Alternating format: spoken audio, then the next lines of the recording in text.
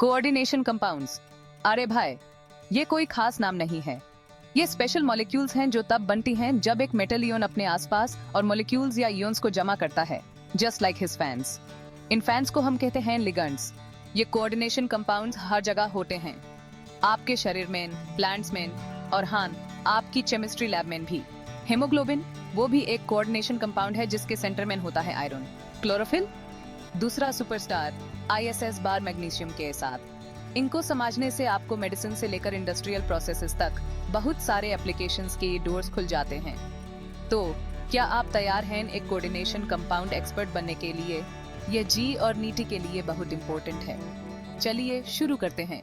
Alfred Werner एक chemistry के superstar ने कोऑर्डिनेशन कंपाउंड्स का कोड क्रैक किया था। उन्होंने ये फिगर आउट किया कि मेटल आयंस की दो तरह की वैलेंसीज होती हैं, प्राइमरी और सेकेंडरी। प्राइमरी वैलेंसी तो मेटल का पॉजिटिव चार्ज है, सिंपल। सेकेंडरी वैलेंसी में मजा है, यह वो नंबर है जितने लिगेंड्स एक मेटल इयन होल्ड कर सकता है।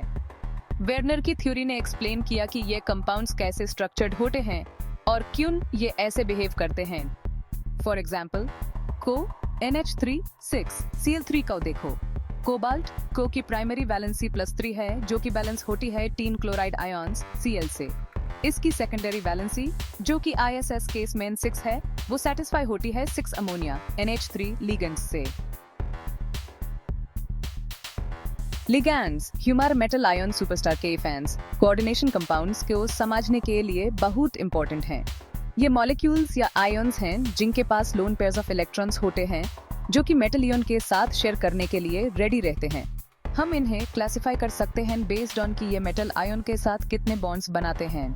मोनोडेंटेट लिगेंड्स जैसे वाटर H2O और अमोनिया NH3 एक बॉन्ड बनाते हैं।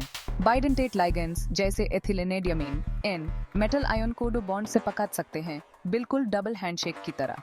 फिर आते हैं polydentate ligands, the real party animals, जो कि मल्टीपल बॉन्ड्स बनाते हैं। ADTA, जिसका यूज हैवी मेटल पॉइजनिंग के ट्रीटमेंट में होता है। एक बहुत अच्छा एग्जाम्पल है पॉलीडेंटेट लिगेंड का। लिगेंड्स और उनके बिहेवियर को समझना कोऑर्डिनेशन कंपाउंड्स की प्रॉपर्टीज को प्रेडिक्ट करने के लिए बहुत इंपॉर्टेंट है। यह बिल्कुल ऐसे है जैसे हम सेलिब्रिटी के एंथुराज में फैंस की पर्सनैलिटी को जान ले। कोऑर्डिनेशन नंबर साफ बैलेंस में होना चाहिए। याद है सेकेंडरी वैलेंसी, मेटल आयन की बॉन्डिंग कैपेसिटी। कोऑर्डिनेशन नंबर वो नंबर है जितने बॉन्ड्स मेटल आयन अपने लिगेंड्स के साथ बनाता है। यह हम बताता है कि हमारे सुपरस्टार के आसपास कितने फैंस हैं। कोऑर्डिनेशन नंबर अलग अलग मेटल आयन्स के लिए अलग हो सकता है। फॉर एग्जांपल, को NH3 3+ के कोऑर्डिनेशन नंबर 6 है, जबकि NiCN4 2- का कोऑर्डिनेशन नंबर 4 है। कोऑर्डिनेशन नंबर कॉम्प्लेक्स की शेप को इन्फ्लुएंस करता है। कॉमन शेप्स में से कुछ है टेट्राहेड्रल, स्क्वायर प्लानर और ऑक्टाहेड्रल।